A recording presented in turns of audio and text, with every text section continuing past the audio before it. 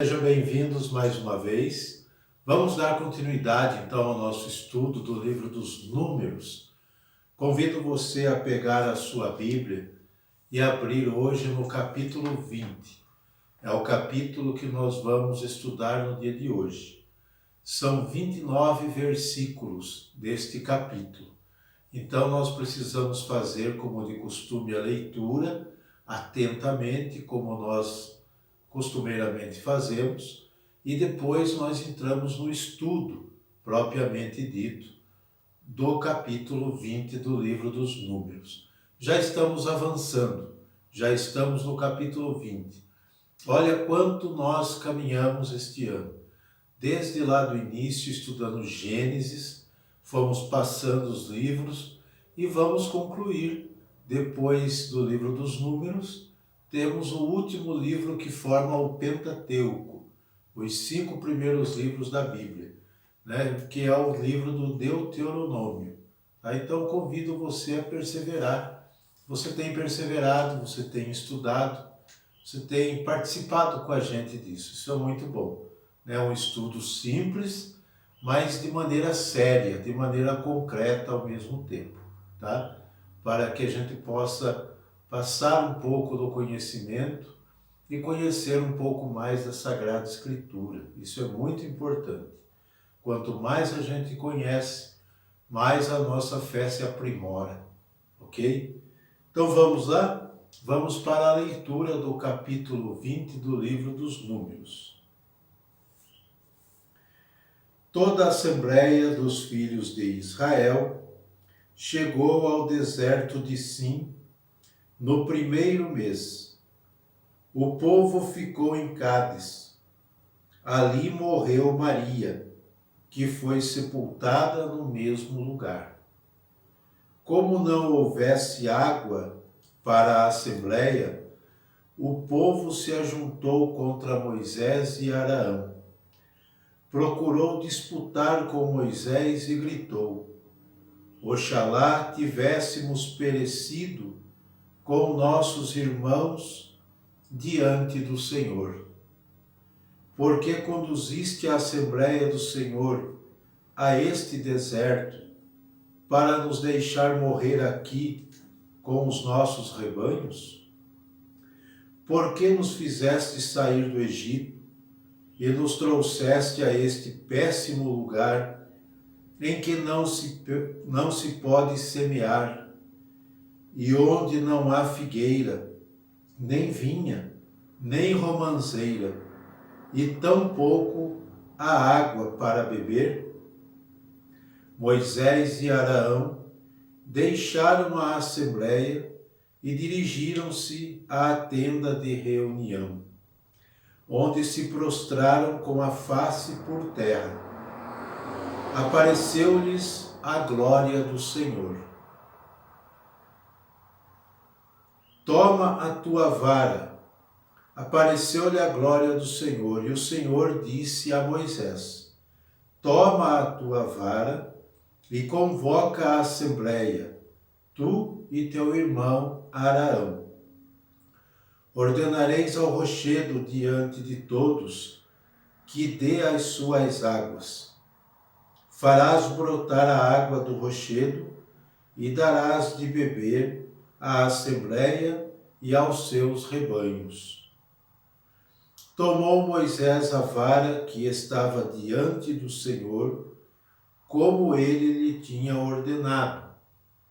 Em seguida, tendo Moisés e Araão convocado a assembleia diante do rochedo, disse-lhes Moisés: Ouvi, rebeldes, acaso faremos nós brotar água deste rochedo?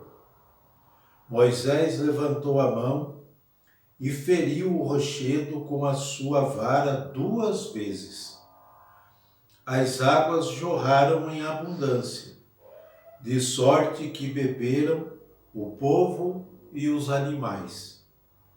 Em seguida disse o Senhor a Moisés e a Araão: Porque faltastes à confiança em mim, para fazer brilhar minha santidade aos olhos dos israelitas, não introduzireis esta assembleia na terra que lhe destino. Estas são as águas de Meriba, onde os israelitas se queixaram do Senhor, e onde este fez resplandecer a sua santidade. De Cádiz, Moisés enviou mensageiros ao rei de Edom. Eis, disseram-lhe eles, as palavras que te dirige o teu irmão Israel. Tu sabes todos os males que temos passado. Nossos pais tinham descido ao Egito, onde habitamos durante muito tempo. Os egípcios, porém, nos maltrataram, a nós e a nossos pais. Clamamos ao Senhor, ele nos ouviu e mandou-nos um anjo que nos tirou do Egito. Eis-nos agora aqui em Cádiz, cidade situada nos confins de teu território. Deixa-nos passar pela tua terra. Não atravessaremos os campos, nem as vinhas, e não beberemos a água dos poços, mas seguiremos a estrada real, sem nos desviarmos, nem para a direita, nem para a esquerda, até que tenhamos passado o teu território. Edom respondeu: Tu não passarás pela minha terra. Do contrário, sairei ao teu encontro com a espada na mão. Disseram-lhe os israelitas: Tomaremos a estrada comum, e se bebermos de tua água, eu e os meus rebanhos, te pagarei o preço. Não há perigo algum. Só queremos passar. Edom replicou: Tu não passarás. E veio em massa ao encontro deles, com as armas na mão. Recusando Edom a passagem através do seu território, Israel tomou outra direção. Partiram de Cádiz. Toda a assembleia dos israelitas chegou ao monte Or, nesse lugar que está nas fronteiras da terra de Edom. O Senhor disse a Moisés e a Araão: Araão vai ser reunido aos seus, porque ele não entrará na terra que destino aos filhos de Israel, visto terdes sido rebeldes à minha ordem, nas águas de Meriba.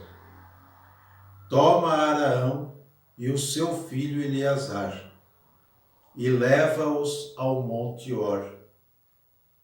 Despojarás Araão de suas vestes, e revestirás com elas o seu filho Eleazar.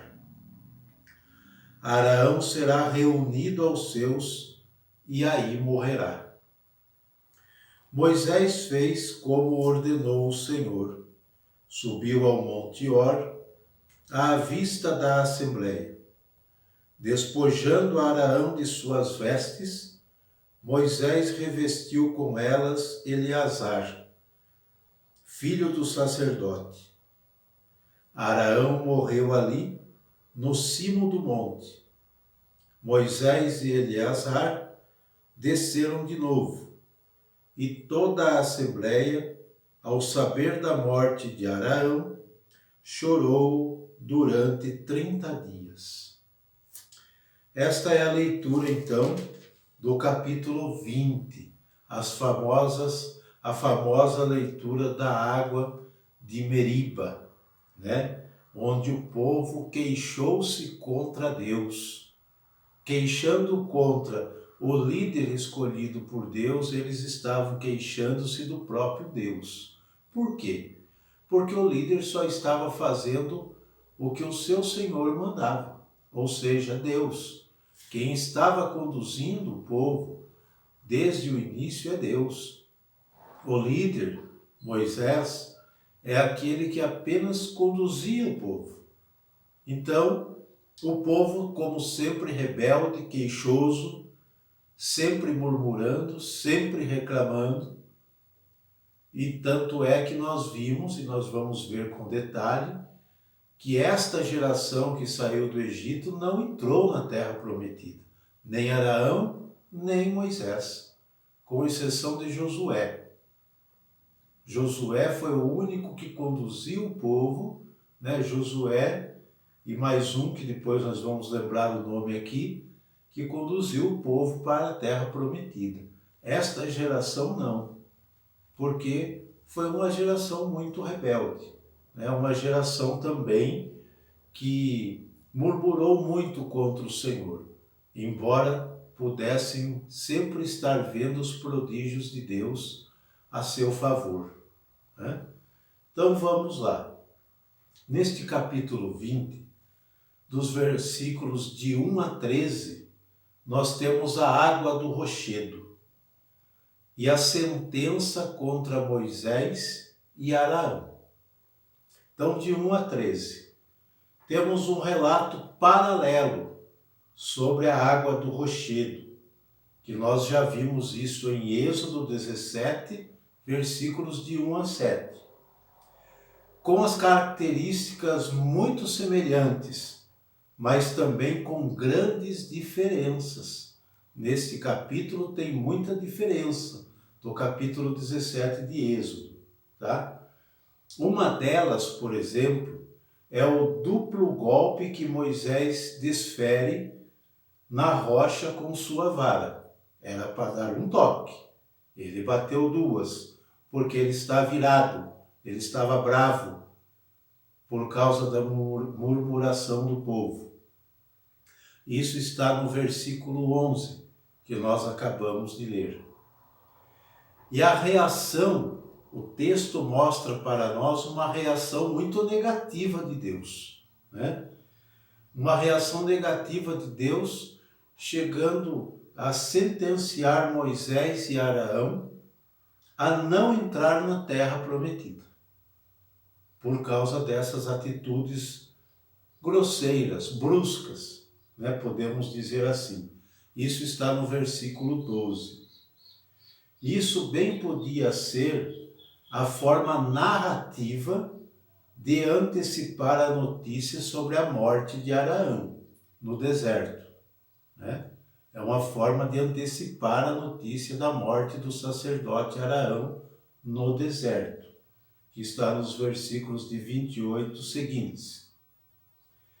Trata-se de um desses relatos etiológicos que procuram explicar costumes ou circunstâncias históricas que não têm uma explicação científica, ok? Então é um jeito etiológico de explicar alguma coisa que não tem explicação com base na ciência, tá? Certamente a tradição israelita sempre se perguntou por que Moisés e Arão não conduziram o povo também na conquista da terra prometida. Com certeza, Israel também perguntou isso, tá? A única explicação achamos neste relato do capítulo 20 de Números, tá? No qual existe uma suposta desobediência de Moisés, não de Arão, mas também ele sofreu as consequências. Mas a maior desobediência foi de Moisés.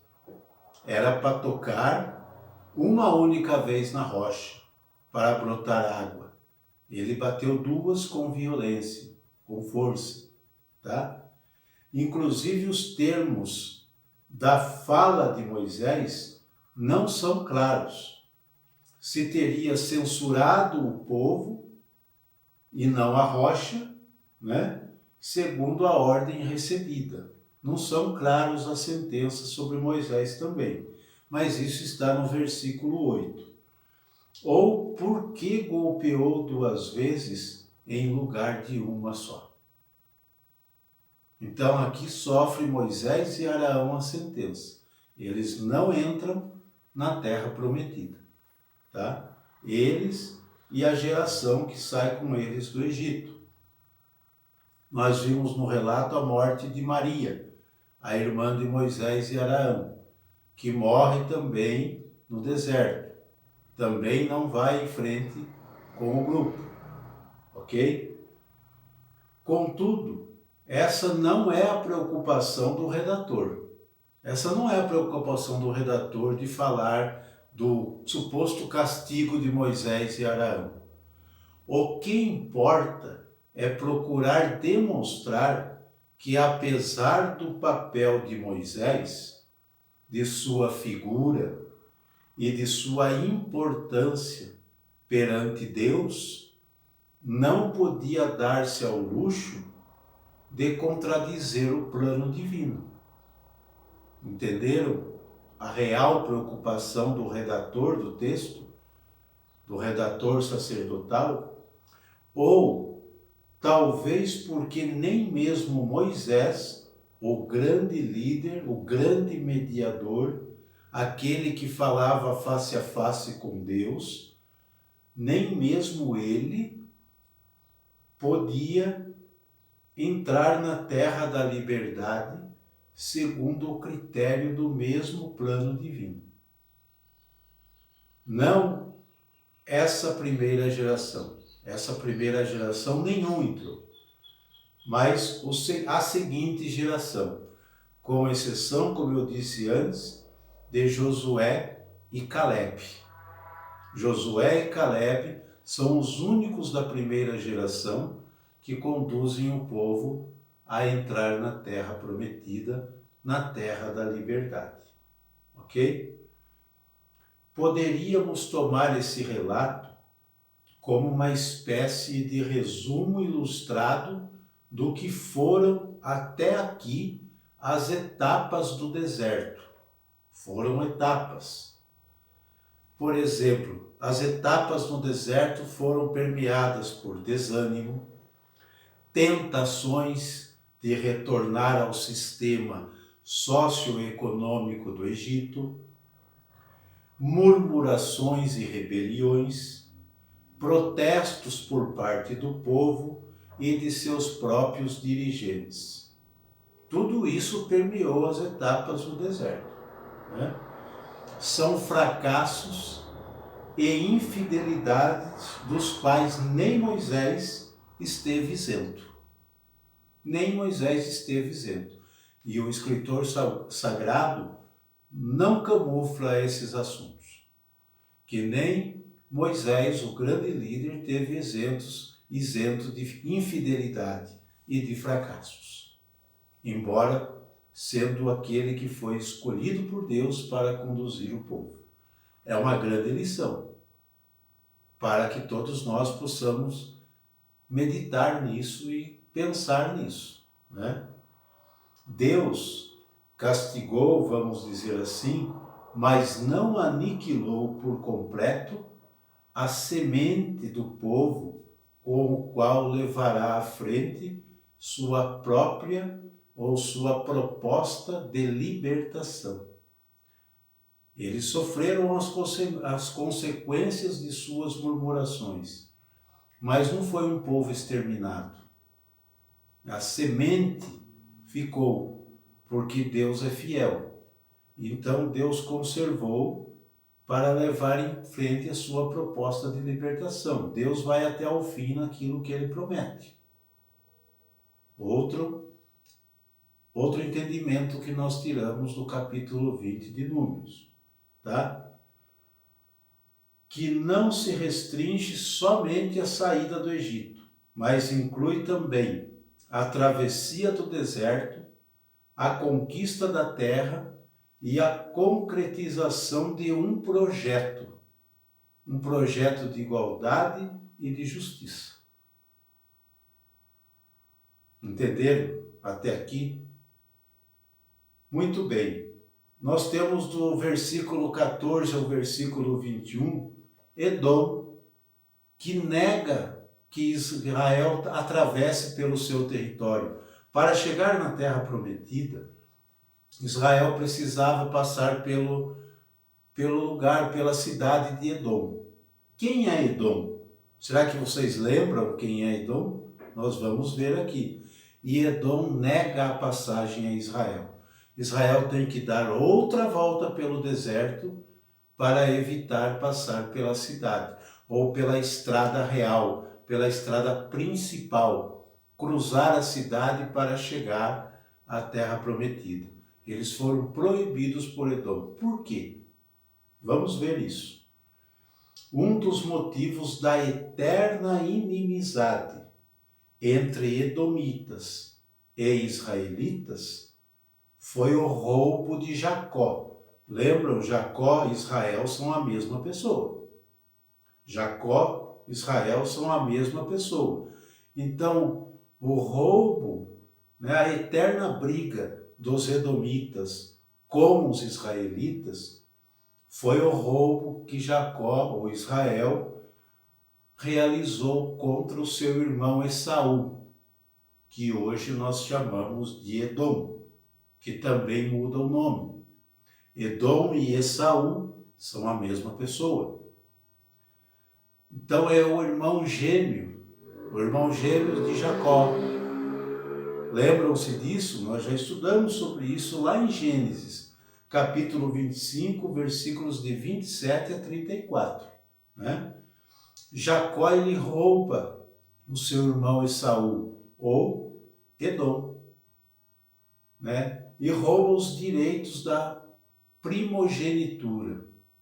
Quem era o primogênito era Esaú. Ele tinha o direito, como era a compreensão da época. Jacó rouba esse direito do irmão, porque ele é o segundo a nascer. Embora sejam gêmeos, Esaú saiu primeiro do ventre da mãe. Era para ser o primeiro. Jacó rouba a primogenitura do seu irmão Esaú. Então aí começa a briga que dura eternamente. E também, como se não bastasse isso, lembrem-se também de outro roubo que Jacó realizou contra o seu irmão, a bênção paterna. A bênção paterna era dada para o primogênito. E Jacó rouba esse direito também do seu irmão. Gênesis 27, versículos de 1 a 45. Para vocês recordarem. Então, Edom, chegou agora, podemos dizer assim, o momento no qual os edomitas, os descendentes de Edom, se vingam e não permitem a passagem de seus irmãos de sangue, porque são irmãos de sangue, não são descendentes de Esaú e descendentes de Jacó, que são Israel e Edom, São irmãos de sangue. Eles não permitem que passem pelo seu território, apesar da insistência de Moisés. Então, por isso que eles tiveram que tomar outro caminho. Entenderam? Versículos de 14 a 21 do capítulo que acabamos de estudar, de ler. E, finalmente, nós temos os versículos de 22 a 29, a morte do sacerdote Arão. Assim como em Êxodo 20, versículo 12, Arão morre nessa nova etapa do deserto. O redator sacerdotal cuida que a linha do sacerdócio, a aronita, descendente de Arão, seja transmitida a seu filho Eleazar, impondo-lhe os paramentos sagrados de seu pai. Então Deus, conduz Moisés, Arão e Eleazar para o cimo do monte, para o cume do monte. E lá Moisés despoja, Moisés tira todas as vestes sacerdotais do seu irmão Arão e reveste Eleazar como aquele que vai dar continuidade, o sacerdote, né? Ele é descendente de Araão.